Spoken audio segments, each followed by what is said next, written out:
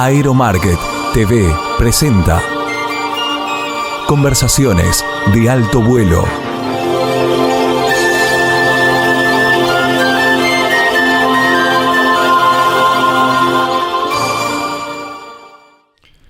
Hola, ¿cómo les va? Gracias por estar ahí.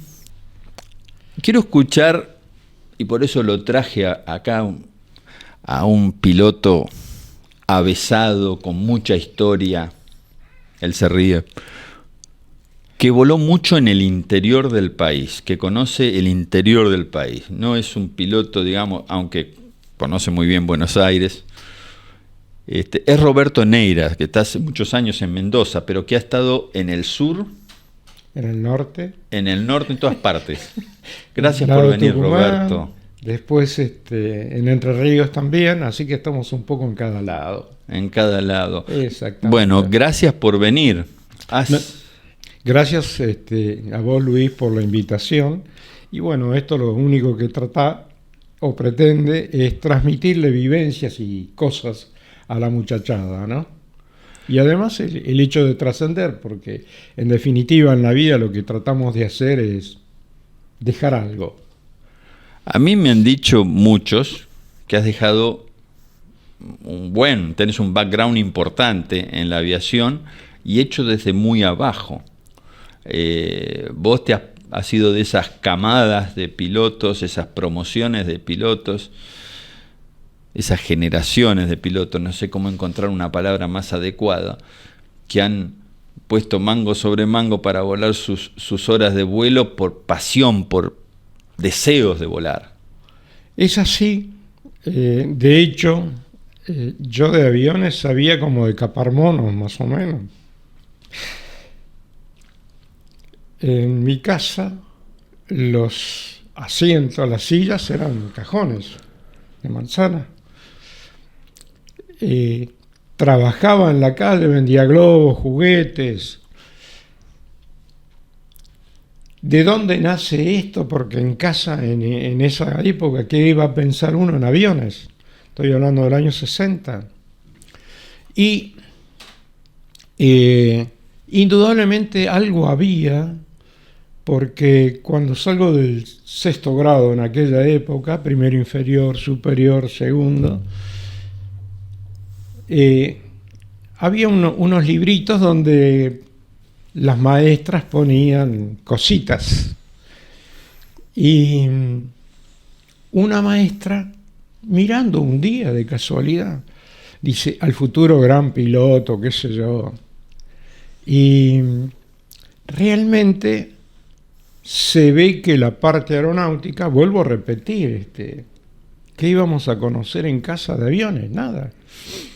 Mi vieja no sabía leer ni escribir, le enseñaba yo.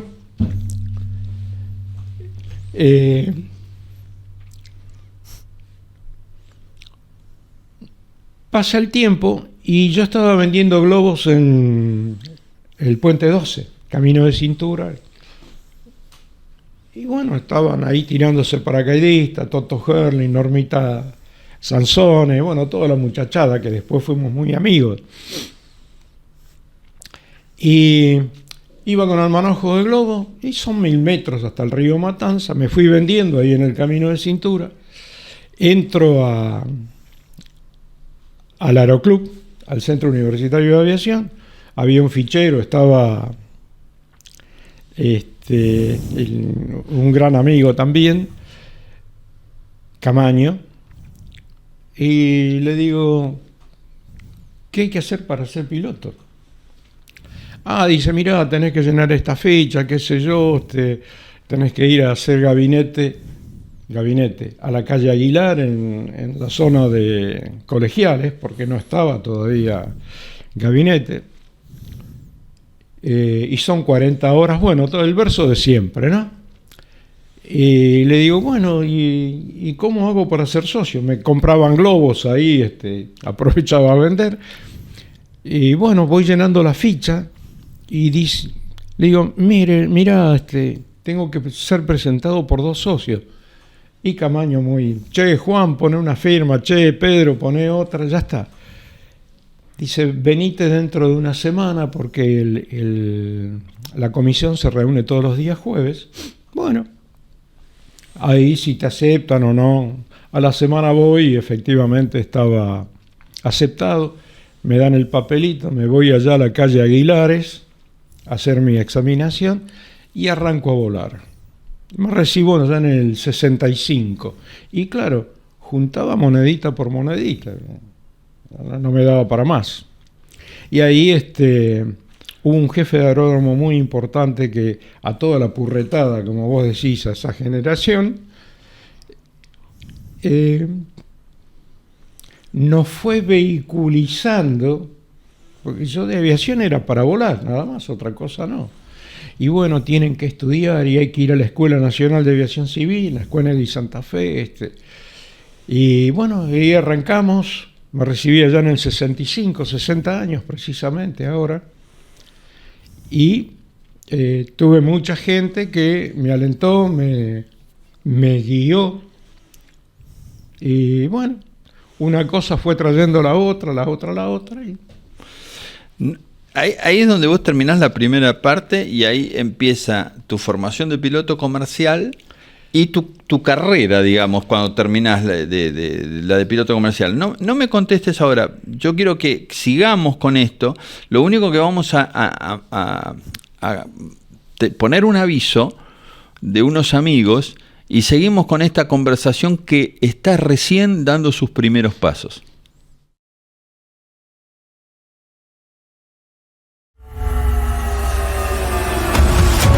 Ahora cualquiera puede aterrizar un Cirrus con solo pulsar un botón.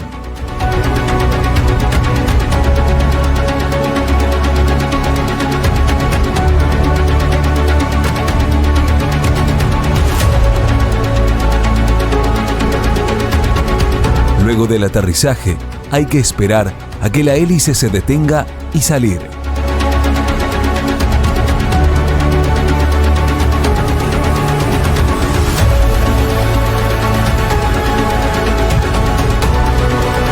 En un Cirrus, la seguridad siempre está al alcance de la mano.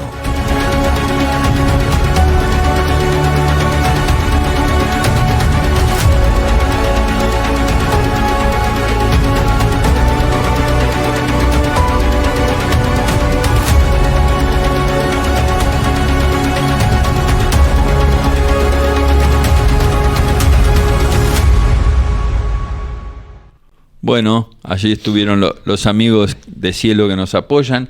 Estábamos acá con el primer peldaño, piloto privado. Exactamente. Te fuiste a estudiar. Bueno, ahí arrancamos y uno va entrando en esa mística de lo que es el avión o la aviación en su conjunto y se va entusiasmando. Pero yo no tenía ningún objetivo de tener 4 tiras ni de volar. Nada. Y este jefe de aeródromo, don Faustino M. Lewis, nos impulsó a estudiar, a prepararnos y ir a la Escuela Nacional de Aviación Civil, hagan el curso de despachante, junten las horas. Bueno, así fuimos haciendo las horas hasta que, claro, uno va viendo, sí, hay que ser piloto comercial, que era el primer peldaño que teníamos. Efectivamente hago el curso de piloto comercial. En esa época era un año lectivo, de marzo a diciembre. Y ya ahí entra uno en otra burbuja, en otro ámbito, y empieza uno a entusiasmarse. Me dan las becas, voy al BOAC, había un Percival a la entrada, allá en Moreno, había que estar a las 6 de la mañana, yo vivía en Avellaneda, salía a las 3 de la mañana para llegar allá. Y entra uno a trabajar metodizado, procedimentalizado. Estaban los inspectores arriba con esos buzos y uno parecía que estaba en la NASA más o menos. Entonces empieza uno a embuirse un poco en ese ámbito. Y tuve un gran inspector, don Américo B. Vázquez, que influyó mucho en mi formación, en su manera didáctica. Yo estudié psicopedagogía, no lo terminé, pero me ayudó muchísimo a empezar a transmitir esos valores de aviación. En esa época, en el universitario, volábamos como eran los viejos instructores. Hola, pibe, súbase al avión, lávelo, salimos, sube, baja, izquierda y derecha y arriba. Parte teorética, no existía. Entonces, uno entró en ese clic de ir tratando de levantar y salir de la mediocridad en ese sentido, ¿no? El primer peldaño es piloto comercial.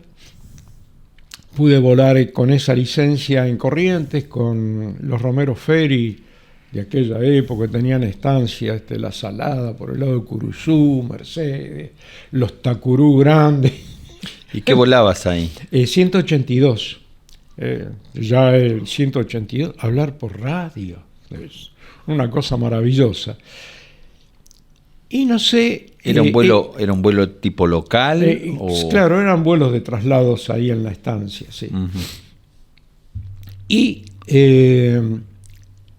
sale el tema del curso de instructor de vuelo, también en la escuela, que también era un año con 2 meses de clase pedagógica, porque antes la escuela daba para mecánicos, para técnicos, para controladores.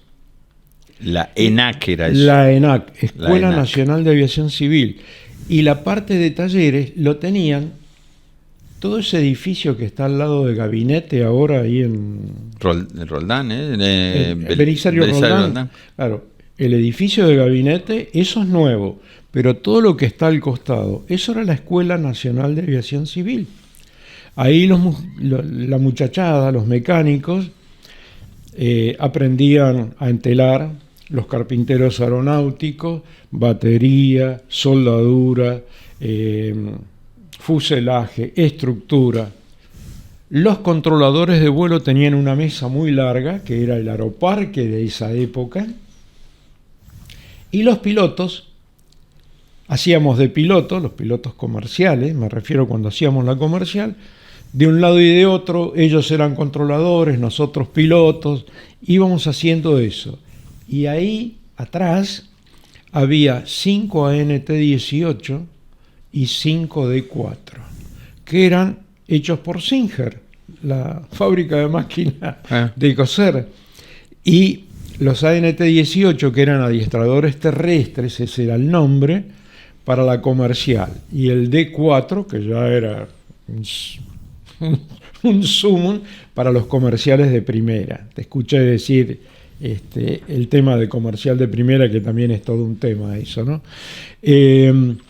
Bueno, ahí nos juntábamos y había controladores, había gente que era controlador, mi compadre Jorge Alberto Álvarez, jubilado de Aerolíneas Argentinas, era controlador de Aeroparque, así que nos íbamos a la noche cuando terminábamos a comer un asado al balconcito que tenía la vieja torre de Aeroparque. Sí. Ahí hacíamos el asado y la humareda. Ahora, ¿y cómo sigue tu carrera una vez ya profesionalizado? A ver, primero instructor, y realmente me apasionó dar instrucción, pero como todo proceso, ya uno quería volar más. Entonces ya anhelaba volar aviones más grandes. Entro en la provincia de Río Negro, voy a la provincia de Chubut, vuelvo a la provincia de Río Negro, vuelo en IPF, en la base Winkle, entro en aerolíneas, me voy de aerolíneas, me llaman de Entre Ríos, hacemos LAER, líneas aéreas de Entre Ríos. Voy a Suiza, Crossair, vuelvo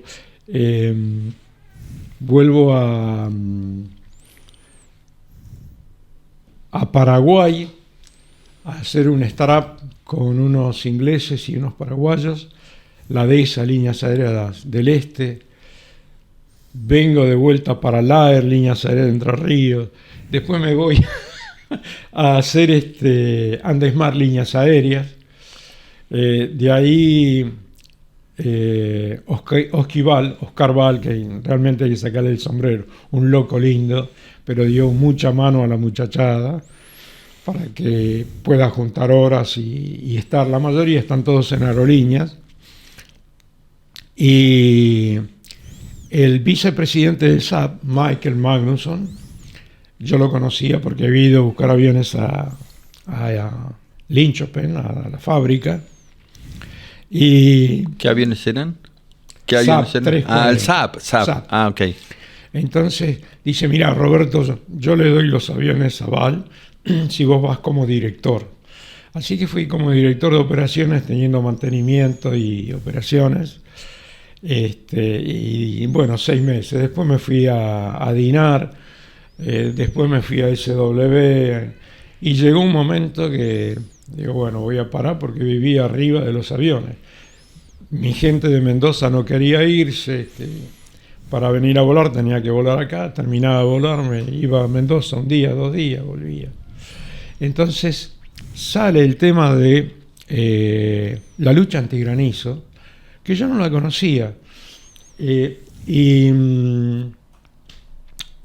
Un gran alumno mío, que ahora es comandante en Ryanair, yo estuve viendo la operación de Ryanair, hay que sacarle el sombrero, ¿no? 8.000 pilotos, 700 aviones. Moco pavo, ¿eh? No, yo lo sigo muy de cerca. O'Leary, sigo muy de cerca a este loco lindo que es O'Leary, porque tiene un relojito ahí que... Compró Lauda Air hace 2 años y la de Malta Air también. Saca todos los Airbus que tenía Lauda, está trayendo todos los meses, mete un 737 MAX 10 y está modificando toda la flota. Sí, muy bueno, realmente muy lindo, muy interesante. Así que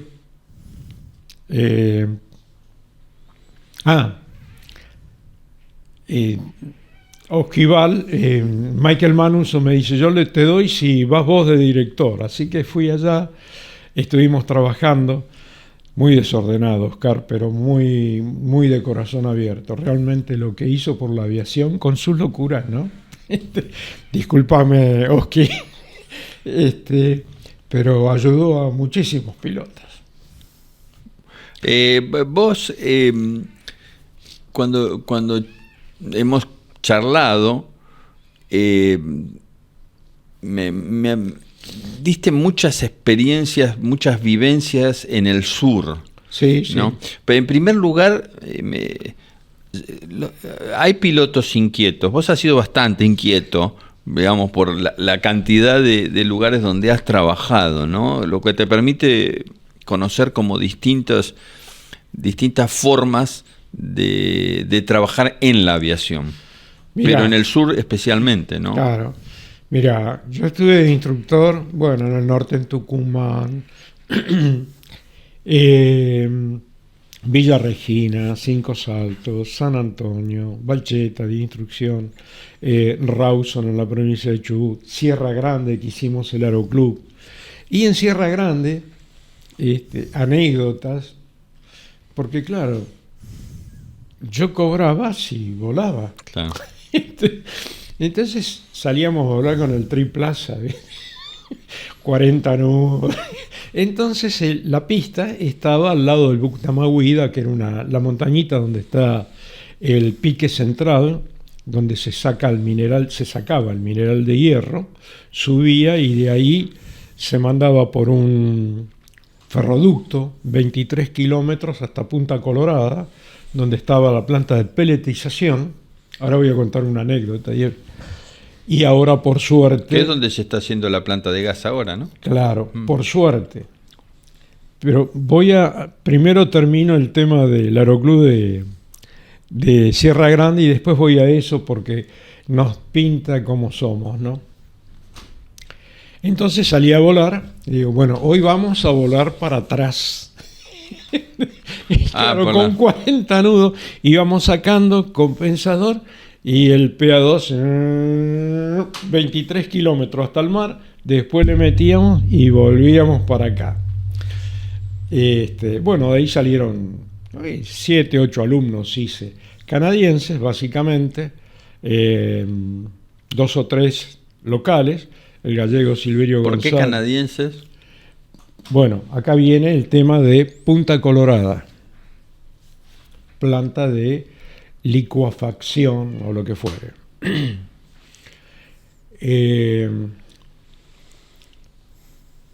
Estaba sin trabajo, me había peleado ahí en la Dirección de Aeronáutica de Río Negro con los marinos,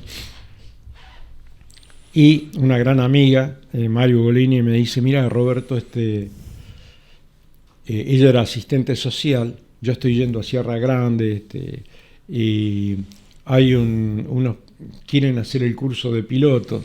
Entonces hablo con la gente de San Antonio, me dan el triplaza, el PA12, para hacer el curso a los suecos y canadienses. Y 2 personas más o 3. Claro, tengo una charla ahí con Nigel Thornton, un inglés que quería hacer el curso y era el jefe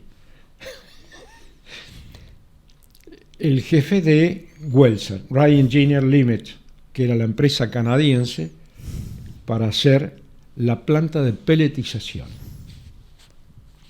¿Qué es el pellet? Es el arrabio, es el mineral de hierro, sílice bentonita, pasa por unos hornos y sale el pellet. Tenemos la charla y claro, ellos no querían pagar el curso. Entonces, dice, te podemos traer acá y nos hace falta algo de hidráulica. ¿Sabés hidráulica? La planta de pelletización, 50 metros por 50 por casi 60 de alto, ¿eh? Motores KKK eléctricos, motores para generar energía de 3000 HP cada uno. Ajá. ¿Sabés algo de hidráulica? Y bueno, cuando di instrucción en Tucumán solía ir al ingenio La Corona y veía cómo trabajaba. Y además todo debe funcionar por fluidos, ¿no? Bueno, dice Paul Preminger, que era el presidente de Ryan Engineer en Vancouver, todos los meses venía para los avances de obra, las certificaciones y el pago. Y bueno, charlando, dice Roberto, ustedes lo que están haciendo, $100 millones salió eso, ¿eh? Lo que están haciendo ustedes son locos. Yo de hierro, ¿por qué? Normalmente las plantas de pelletización están siempre al lado de los altos hornos. Esta es una mina que tiene de hierro con mucho contenido de fósforo, muy degradado, 15 años de producción, 10 años de producción. ¿Qué van a hacer con esto?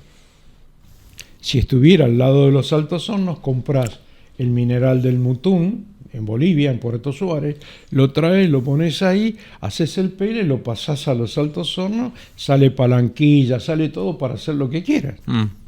Esto es un absurdo. La planta de pelletización, todas unas conveyor como de 150 metros hasta entrar en el mar, y en esa época había un muelle que también había salido como $30 millones, 40, con un atracadero simultáneo de barcos. Por suerte que ahora lo van a utilizar. Esos son los absurdos que tenemos, ¿no? Tremendo, realmente tremendo. En materia de aviación, ahí como volaba, daba instrucción, di instrucción hasta que de vuelta me llamaron de Río Negro. Jorgito Argentino Ortiz, el director de aeronáutica, me trajo. Así que volví a volar a Río Negro. Yo puse, cuando anuncié el programa ayer, puse piloto cuyano. ¿Cómo llegaste a Cuyo? ¿Y cuánto tiempo estuviste? Bueno, Cuyo es Mendoza, digamos, básicamente. Claro. ¿No? Yo estaba en Asunción y lo que era una gran empresa que duramos... ¿Porque eso te vincula con la lucha antigranizo? Claro, no, acá viene la Ah. cosa. La empresa empezó a dejar de pagarnos en Asunción y bueno, yo tenía a mi mujer, los chicos en el colegio y había que mantener. Salvador Pedrini, que era jefe de operaciones, y Luciano Grimaldi, me llaman para volar nuevamente en la ER. Yo volé bastante tiempo en la ER. Vengo a Buenos Aires y la ER la iban a privatizar, no estaba el tema de Interaustral y todo ese tipo de cosas. Y yo tenía que tomar una definición. En diciembre había que sacar mi gente, terminaban el colegio los dos, venían para acá. Y la gente de Aerovip en esa época no se definía si iban a quedarse con LAER, si iban a tener el hub en Paraná, si iban a estar en Córdoba. No se definían. Ahí estaba Sebastián Agote y Bartolo Cufia, de acá de una aseguradora de caución. Bueno, un ingeniero amigo, muy amigo, Ariel Gustavo San Martín, que ahora es el RT en Asunción del Paraguay de Paraner, que fue Flyes acá, con los CRJ. Me dice: Roberto, él estaba en Mendoza, necesitamos que un gerente de operaciones. El SAP, yo tenía 1.500, 2.000 horas de SAP, lo manejaba bastante bien. Y me dice: venite. Bueno, tenemos una reunión ahí con los dueños de Andesmar, Carlos, Mario y Guido Badaloni, los dueños. Definimos todo y arranqué en Andesmar. Voy a Mendoza porque tenía que tener una definición donde... ¿La base tuya era en Mendoza? ¿Cómo? ¿Iba a ser la base tuya en Mendoza? Es que Andesmar, la base es Es Mendoza. Ok. A mí me da lo mismo, donde hay sol, pero donde hay aviones, allá, acá es... Y aparezco en Mendoza. Bueno, así que... ¿Y todos estos eran traslados con la familia? Más o menos. Más o menos. Más o menos, sí. Así que a Mendoza. Bueno, al año y medio más o menos, uno entra a volar, pero también le gusta hacer números, porque uno trata de no ir por 6 meses, 8, porque además yo tenía 20 pilotos ahí y uno es responsable de ellos, ¿no? Como tenía 16, 17 en Entre Ríos, en LAER. Entonces todos los días yo iba haciendo números y veía que no íbamos. Para colmo, en ese momento entra Sauderwind y claro, estaba muy palanqueado por Aerolíneas Argentinas española, ¿no? Sí. Y bueno, los costos se ve que lo aportaba mucho Aerolíneas, no sé. Y nos cobraron, tenían una tarifa Córdoba, Mendoza, Córdoba, 50 millas náuticas, 50 pesos, el ida y vuelta, $50. El costo nuestro, entre los costos fijos, directos e indirectos, y los variables, directos e indirectos, no nos daba para nada. Y un día Guido Badaloni, que era el que tenía la línea, ¿qué te pasa, Roberto? Le digo: mirá, Guido, los números no cierran. Dice, no, quédate tranquilo que vamos para adelante. Y a los 3, 4 meses, después de un año y pico, se cerró. Y ahí me llaman de Dinar, el Yogi Rodríguez, un gran amigo, y empezamos el curso ahí en Balbini, la General Paz, donde tenía el depósito Dinar, el catering. Ajá. Ahí hacemos el curso. Aldo Ríos, un viejo amigo, jefe de instrucción de Austral, muchos años, me dice, bueno, arrancamos, Roberto. Bueno, perfecto. Ahora me acordé, también estuve en Lapa. Y bueno, lo que ocurre en nuestras líneas aéreas. A los 3, 4 días, 5 días, dice, mira, Roberto, se restringe el ingreso. Y le digo, mira, Aldo, yo me voy de director a Caiquén, a la isla. Y listo, yo tengo laburo. Habíamos entrado 2. Marcos Benítez, veterano de Guerra de Malvinas. ¿En naval. Caiquén? No, en Dinar, un gran amigo. Le digo, mira, yo me voy. Bueno, Marcos entró al mes y pico, porque, viste, esto es un sub y baja. Y me fui a la isla, estuve trabajando y le duré 1 o 2 meses como director. Le digo, mira, Oski, yo me bajo de director, sí necesito laburo, te sigo volando como comandante y listo. Y después me llamaron nuevamente en Dinar. Fui a Dinar y bueno, ahí a seguir volando, ¿no? ¿Y en Mendoza cuándo te quedaste? Pero me lo vas a contestar después de unos avisos que nos va a pasar Abril. Gracias, Abril, por toda la ayuda. Te pedimos que compartas si te interesa este programa con alguien. Podés hacerlo fácilmente desde YouTube. Lo mismo que me pongas algún comentario, algún like, siempre ayuda a que sigamos adelante. Así que bueno, vamos, Abril, todo tuyo.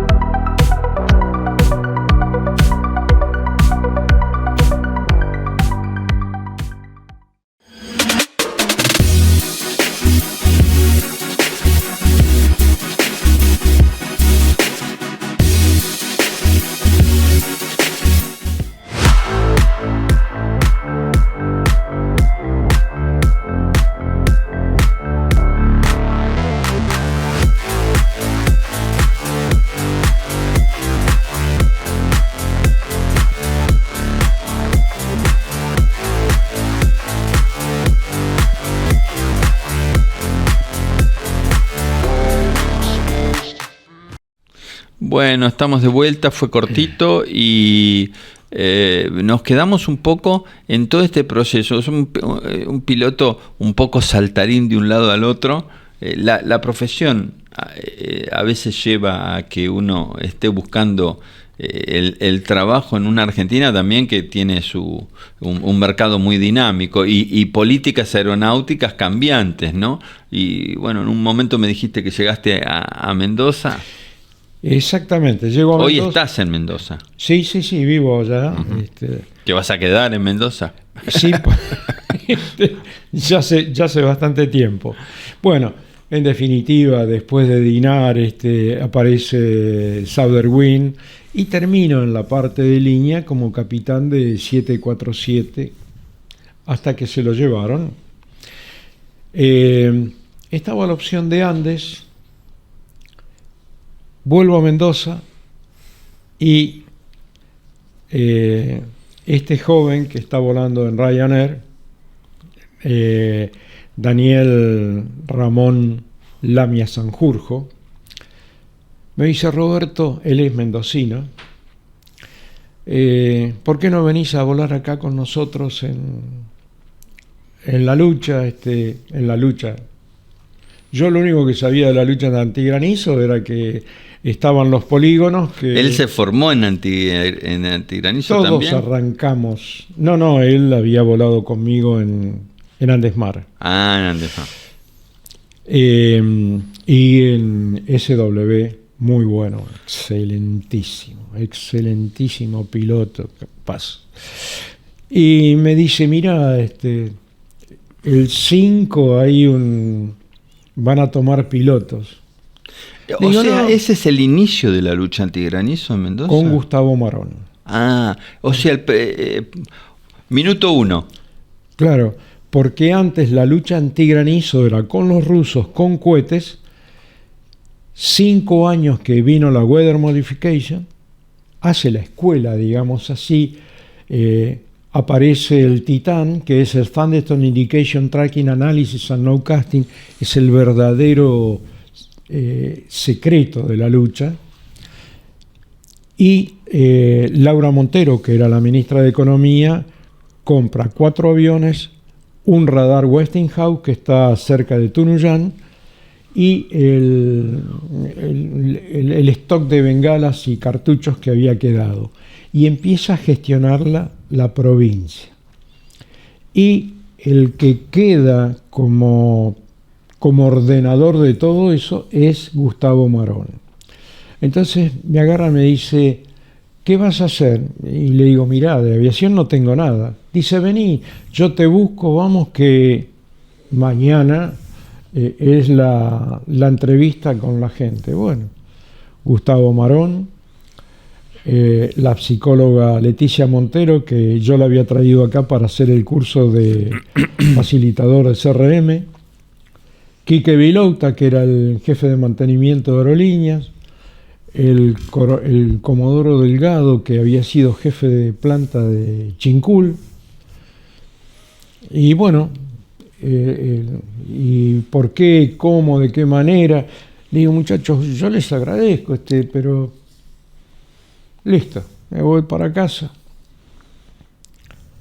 Y a la semana viene Daniel y me dice: Roberto, el 15 de septiembre arrancamos con el curso del Cheyenne 2, que ya está llegando de Estados Unidos, y vamos a hacer el curso del avión y la parte meteorológica.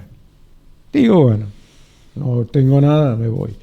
Y ahí estuve, y fue interesante porque ahí me enteré que había 2 doctores en mesometeorología en Mendoza, Federico Norte, Silvia Simonelli, muy capaces en mesometeorología, en estructura meteorológica de 1000 a 2000 kilómetros. Muy interesante, muy, muy lindo.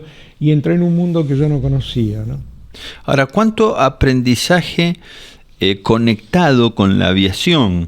¿No? Porque la aviación tiene esa impronta de brindar muchos servicios. Exacto. Y que el piloto curioso va asimilando un montón de otras cosas. Hoy nos hablabas del tema de los pallets y de la hidráulica, etcétera. Ahora un poco estamos viendo algo que está relacionado mucho, bueno, siempre está relacionado en meteorología con la aviación, pero también con el cuidado de la fruta, con el soporte, porque el avión en sí es el medio, pero para que vuele el avión hay una estructura de mantenimiento, hay una estructura de radares, hay una estructura de puestos, porque uno dice: sí, uno sale con el avión, tira yoduro de plata, bengalas, no, porque todo eso después hay que procesarlo, hay que verificarlo, porque hay que tener tendencia, si sirve, no sirve, si va para adelante, va para atrás.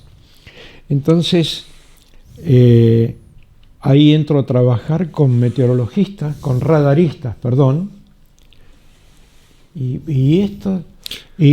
Alejandro Vitoria, un gran controlador en Mendoza, que es supervisor, le dio los cursos a los radaristas nuestros y nos llevaban, yo me entregaba a ellos, porque el Titán lo que hace son 41 vueltas en 3 minutos 30, 3 minutos 40, dándole 1,5 grados de azimut a la antena, y todo eso se va plasmando en píxeles y forman la nube, digamos así. Los cortes son. Sí, son cortes.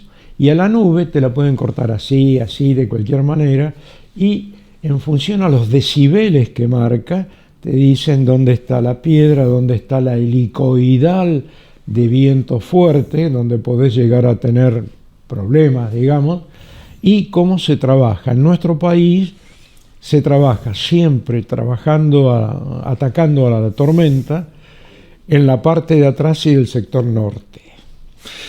En ese procedimiento, ¿cuál fue tu situación más comprometida o tu experiencia más Yo he fumigado, interesante? también fumigué en una época, fumigué en Bolivia y fumigué acá en la zona al norte de la provincia de Buenos Aires, y es más riesgoso, haciendo una comparación, ¿no? Un marco referencial, es más riesgoso la fumigación. Además sos solo y muy cerquita del piso. Arriba trabajamos de a dos, tenés instrumentos y se dan condiciones de mucha turbulencia a veces. El hielo se forma en un Charlie Bravo. Sí, sí, por supuesto. O sea, ya ahí estás metido, no sé cuánta es la distancia de la operación. Estás volando casi en una especie de skidding, ¿viste? Lamiéndole la nubecita. Porque hay dos maneras de atacar a la nube. Los americanos van arriba, tienen aviones más rápidos, pero con el Cheyenne, 35 grados de temperatura, para llegar a 20.000 pies, estamos un año. Y la tormenta avanza 30 kilómetros, 35 kilómetros por hora. Entonces la técnica es otra. Entonces se trabaja de base. Las bases en las tormentas son 10, 12.000 pies en nuestro país, en la zona de Mendoza. Mucha temperatura, entonces la base de la nube está ahí. Tenemos al mediodía normalmente un pronosticador, Carlos Bustos, que hace un análisis con el GOES, con toda información, el NOAA, etc. Y larga lo que se llama un CDC, Convective Day Category. Entonces, de acuerdo, 0-1, tranquilo, 2-3, agárrate porque se viene la tormenta. Entonces se trata de atacar lejanamente e ir acompañándola, porque eso tiene un track y el track a veces no es homogéneo y directo. Por ahí se va para un lado, por ahí se va para otro. Normalmente las tormentas ahí se forman en lo que se llama la Pampa del Juncalito, un desierto que hay entre Malargüe y San Rafael, y en 5 minutos de nada tenés una nube de 15 kilómetros, 16 kilómetros. Teníamos un desarrollo vertical. Sí, un asesor científico de la Universidad de León, José Luis Sánchez, un catedrático, y él no entendía cómo se desarrollaba tan grande en tan poco tiempo. Sí, las tormentas en la Argentina, digamos, sí, el centro sí, de es una Argentina. particularidad tremenda. Así que si había un CDC 2-3, ya alerta, casi en el avión, che, muchachos, salgan. El target era tal radial, tantas millas. Y ahí íbamos acompañando la tormenta. Y en Sierra Pintada, donde estaban las minas de uranio, si no lo parábamos ahí y la tormenta hacía un poquito de giro hacia el 0,50, 0,60, todo lo que era San Rafael, ¿viste? Gush y toda esa zona, Montecomán, se ponía muy bravo. Los vinos, hay que cuidar los vinos. Sí. Y esa estructura, o sea, ustedes fueron los primeros al comenzar este programa de la lucha antigranizo provincial que estaba liderado en ese momento por Gustavo. Sí, totalmente. ¿Y cuánto fue ese tiempo que estuviste vos? Fueron como 12, 13 años. Bueno, la lucha antigranizo como tal provincial terminó el año pasado, Sí, lo sí. cerraron directamente. Sí, sí. Yo estuve 12, 13 años ahí. Un abrazo a los muchachos de APLA. La verdad es que yo seguí un poco tardíamente el proceso o esta lucha antigranizo que se fue como desvirtuando por razones políticas, como Sí. muchas veces ocurre acá. Y fue una organización interesante la que hizo Gustavo o lideró Gustavo, ¿no? Absolutamente, absolutamente. La idea fue hacer una especie de 135 porque no encajaba en nada. De hecho, Heriberto del Hoyo y Carlitos Herman, yo les llevaba documentación, eran ex comandantes de aerolíneas, compañeros, y como no estaba contemplado el piloto antigranizo, digamos, de modificación atmosférica, no querían sacar una habilitación o una licencia. Pero nosotros teníamos estructurado manual de operaciones, SOP, QRH, MEL, un programita de un Flight Training Device que hizo uno de los muchachos en Mendoza muy lindo sobre el Cheyenne, manual científico de siembra de nube, de manera tal de que la muchachada salía de ahí y si lo llamaban de aerolínea o de donde fuera. Ahora, pero qué interesante lo que vos contás, ¿no? Porque vos tenés acá una organización abocada a una tarea específica que se hizo en ese momento con dinero público, después podés discutir el modo. Vos me hablás que no había una habilitación. ¿Para qué haberla? Porque ustedes se organizaron independientemente de lo que diga una autoridad aeronáutica, se organizaron profesionalmente, desarrollaron estos manuales para poder desempeñar el trabajo, bueno, sin intervención, digamos, de una... Exactamente, porque un año antes de la gestión de Gustavo, se hizo una gestión totalmente atípica. La manejaba Fuerza Aérea con aviones matrícula americana, con pilotos un mix, y tuvieron un accidente. Cuando decís mix de nacionalidades. No, un mix de pilotos militares. Ok, cívico-militar. No, con plan de vuelo, creo que era militar, no sé, una melange. Vino el accidente y por supuesto le costó el impeachment a Laura Montero, la ministra. Y de ahí se arranca y bueno, miremos qué es lo que se hizo mal antes y vayamos hacia un aspecto profesional. Veníamos con Daniel Lamia, con Kelly Estela, yo, empezamos a trabajar en esos aspectos de manuales precisamente para tener ordenadicidad y procedimentalizar, profesionalizarlo, claro. Exactamente. De hecho, llegamos a tener 2 veces el ISO 9000, uno por EQ y el otro por IRON.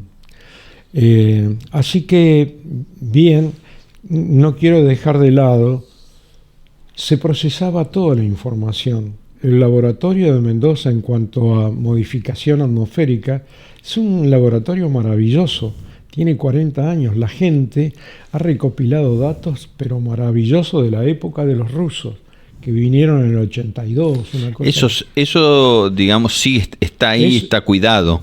Eso está, todo lo que estamos haciendo acá, todos los videos que salen en la pantalla, está todo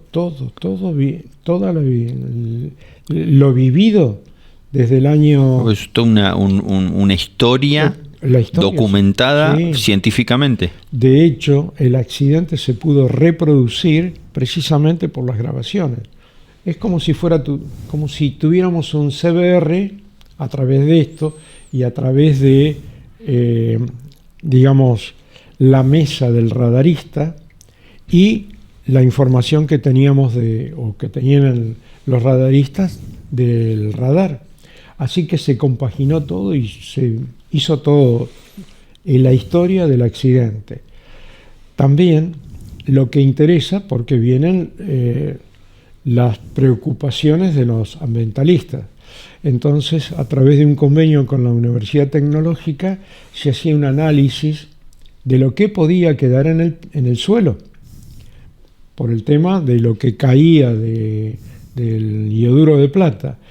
Y no solamente del suelo, hasta 20 centímetros, a ver si había efectos residuales. Todo eso está documentado. La piedra en sí, lo que más daño hace es la cinética, es la velocidad con que cae.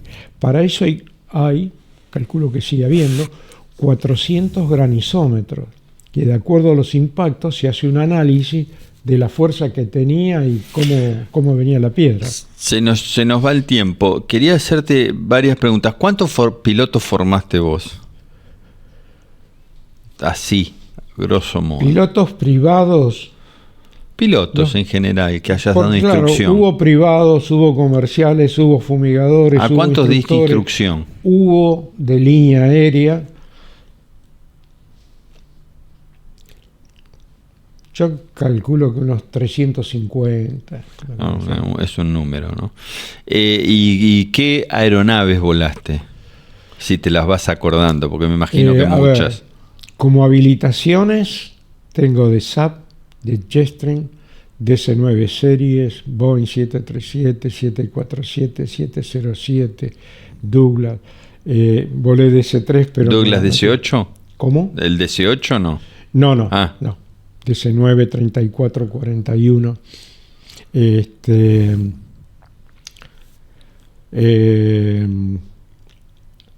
Bueno, los Cheyenne, volaste Cheyenne también.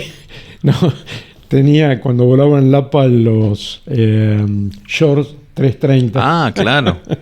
También Guaraní, volé una pared contra el viento, ¿no? Sí. Parecía que volcábamos cuando había viento de costado, porque tenía la filosofía aerodinámica del Concorde. Claro. El fuselaje en realidad era la carga alar. Las alitas eran así chiquitas. Claro. Bueno, Roberto, siempre afortunadamente nos quedamos cortos de tiempo, porque hay tanto para preguntar. No va a ser, como le digo a casi todos los que vienen acá, no va a ser la última vez en que nos encontremos frente a las cámaras de conversaciones de alto vuelo, y te agradezco mucho por venir. Espero que muchos se hayan enterado de las distintas facetas de un piloto que ha recorrido toda la aviación a lo largo de tantos años. Así es, yo agradezco a la gente que nos guió, que ya no están, por supuesto, don Michenko, don Biondi, Alberto Agustín Brevia en Trelew, el Gordo Duca, mi jefe de pilotos en Río Negro, Antonito Monte, jefe de pilotos en Lapa, mucha gente realmente. Bueno, gracias, está bueno ser agradecido y reconocer a aquellos que nos han ayudado a transitar el camino, ¿no? Sí. Bueno, esto fue Conversaciones de Alto Vuelo. De nuevo, gracias por estar ahí. Nos vamos, pero nos vemos el jueves que viene. Chao.